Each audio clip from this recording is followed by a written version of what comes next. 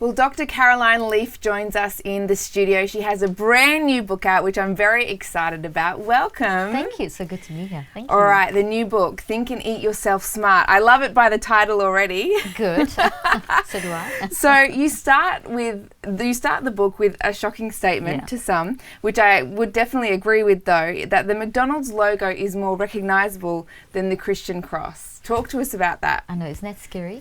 Well, it basically just shows you the impact of the modern American diet, and the acronym for the modern American diet is MAD, and the McDonald's logo tends to kind of almost represent that. So it's just, people are so into fast food. We've become such, in the last 50 years, there's been such a shift in people's eating habits, and it's very much become an industrialized movement from industrial food movement, and so fast food is a big deal, and these kids are growing up on fast food, so that's the thing, it's more recognizable, just it's become a ubiquitous problem. And it's exactly the same here. I mean, that MAD could be modern Australian diet, because we follow suit whatever America is doing. That's the thing. It's actually, that's why they consider to be the America's most ubiquitous export, most successful export. It's everywhere. You go to the most remote parts of the world, and you will find the modern American diet. You'll find the McDonald's logo, and those. Which is scary. Yes, I actually had McDonald's yesterday. Maybe we need to have a talk after this. So you will after that. You won't have it again after I tell you about it. So you talk about in your book having real food, needing to eat real food. Tell us, what is real food? Well, real food is the way God gave it to us, so it doesn't get fiddled with. So there's nothing wrong with food. It's what man has done to food. That's the issue.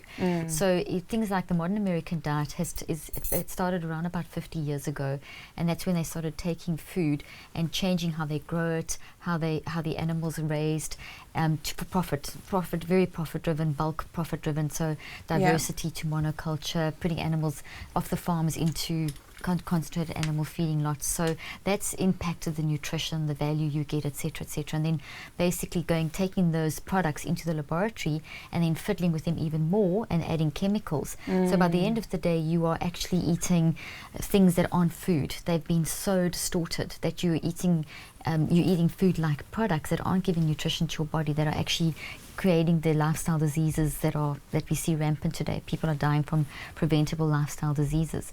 In fact, the federal data that just came through between 2014 and 2015 just was released, saying that for the first time in decades, people are dying quicker than they should be. So there's been an increase in death rates instead of a decrease. The death rate's been decreasing for decades, for the first time ever. Or in decades it's increased, which they attribute to lifestyle diseases. So people's eating habits and their thinking habits, and the two are totally intertwined. So how does the layout of the modern supermarket play into all of this? Well, it plays into, everything looks all nice and shiny, and as you walk in, it's all designed to catch your eye. This is it. And there's a huge marketing impact where it's built into your memories through a lot of repetition. So it's all designed. Everything's very, very planned and organized to catch your eye, to make you very aware. A lot of repetition to build memories of brand recognition, pester power with little kids. They see it on TV. Kids are marketed to with no control. And these food products are increasing obesity and in young kids, and there's such a lot of negativity. So the supermarket is designed to catch your eye, really, really bad stuff close to the counters, with checkout, and everything at eye levels, like, grab quickly. The healthiest stuff is at the bottom. Generally the fresher stuff is on the outside, but fresh these days means nothing as well, because most of those vegetables and fruits have been grown with an IV of chemical substances, so you're not feeding your body. So for the first time ever in history, we have people, millions, not just a few, millions, almost close to 1 billion people that are starving and obese at the same time. So they're huge and starving. Wow. It's because that food doesn't give you nutrition. It's actually killing your body. And why are the chocolates always on sale? We need to organic chocolate's really good. Is it? I've never had organic chocolate. Oh my gosh, wait till you taste it. It's way, way superior in taste. And that's actually good for you. So, especially the different ways that they make it, like with coconut sugar and that kind of thing. It's amazing, and it's always a little bit more expensive, but you're getting nutrition from it. See, when you eat real food, you're not going to eat too much, you're going to eat enough, because you get satisfied from it. It's going to satisfy your body, whereas the modern American diet doesn't. It's been designed in the laboratories. They have laboratories, scientifically, toxic use of science, where they design how can they overcome the biological limit of your stomach. So it's all designed. Wow. So your brain and everything, so how can we make more money out of you? That's what they say. So they design everything to overcome the hormones and the brain receptors and the brain circuits, so that you actually eat more of this bad food, which means they make more money. So real food, you'll eat the right amount. Modern American diet, you won't. Wow. So you mentioned the cost briefly, and that's an argument that I hear a lot about healthy food is more expensive. Real food, as you're saying, or organic as well, is out of our price range. So what would you say to people who have that kind of mindset? Well, I'd say that they need to revise it because, yes, it's expensive, but we vote with our forks. So the more of us that eat real food will bring down the prices. But at the end of the day, what is the real cost to your body with the health? So that food is doing nothing to your body. It's not doing anything. There is no health. When you see fortified with vitamin D, it's not, that's vitamin D that's been decontextualized, or vitamin C or whatever. And so that's not doing any good for your body. So eventually the price you pay and all the diseases and things, it's a lot more costly down the line. Also, you're going to eat less. So if you do the cost to cost budget, you'll actually, it's not that much more. You won't have as much waste. People buy in bulk because it's cheap and you don't use it all and you eat too much and you have all that. So when you look at it correctly in perspective, you won't be spending that much more. You'll be much more selective about what you buy, what you eat, and you feed your body, as opposed to, and then we vote with our fork. They chase the money. The companies will chase money. So if people stop buying that and start buying from the local farmer and buying the healthy food, the demand increases and the price reduces. Yeah, that's a really good point.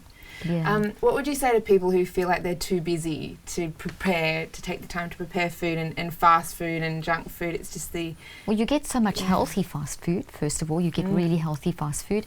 Secondly, it's a mindset change. So the book's called Think and Eat Yourself Smart. My TV show, Think and Eat Yourself Smart, because you think first. So eating is 80% thinking, even higher. So the way that your emotional state, if you're too busy, etc., your body will not get nutrition out of it. So let's say you're eating really good healthy food, but you're eating on the run, you're eating rushed, you're worked up, you're upset, you're angry, any of those toxic emotions, your body actually can't digest the food properly.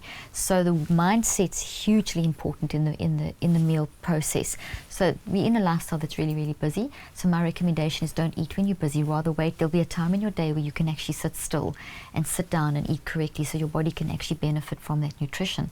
Then you also won't be tempted to grab things on the side, and grab things on the quick and eat on where your body just doesn't digest. So it's a complete mindset change, which is what I explain in the book, and I give 63 days to help with the mindset change. And oh my goodness, all based on the brain research. I need to read this book over and over again.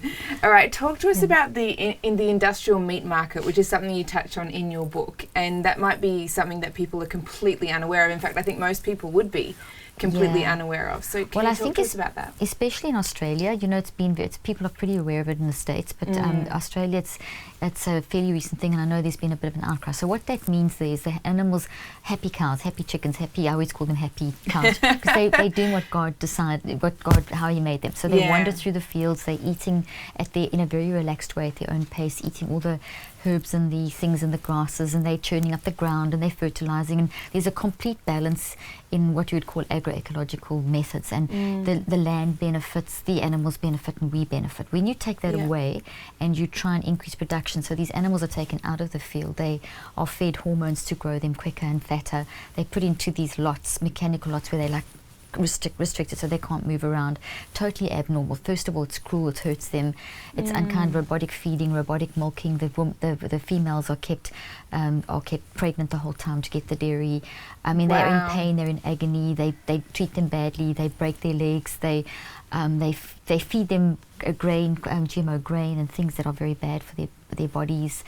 It's just their body, from the stress of what they're living in, it affects their body. The hormones imbalance, the omega-3s imbalance, you'll get too much omega-6 instead of a balance between omega-3 and 6, you get increased inflammation.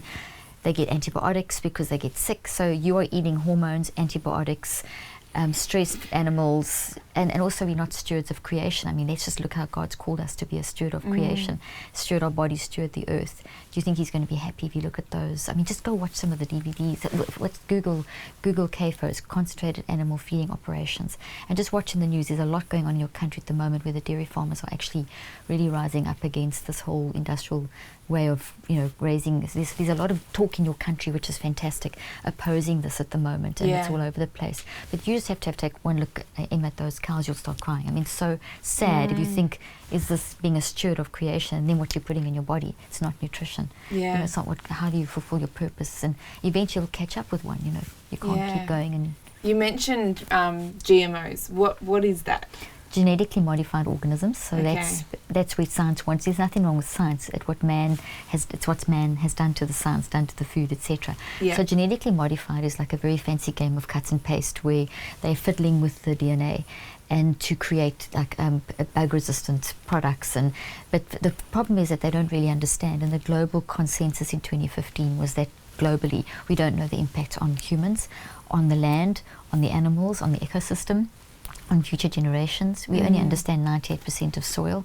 So that's a big part. We don't really know what it's doing, and we do know that it's causing a lot of problems. Yeah. You know, and then also the big thing is God gave us seeds that are reproducible. So seed will reproduce, whereas GMO seeds don't. They last for 1 year and you have to repurchase, and they patent them. So when you take something that God gives you that keeps on going and you play with it and fiddle with it and you create monoculture, which is one type of crop as opposed to, you know, all the diversity God's given us, they breed that out. So there's just a complete manipulation of the system, which is not, you know, the consequences are here. Yeah. Increased starving, increased waste, increased illnesses, you know, so it's 50 years later we're paying the price globally. Wow.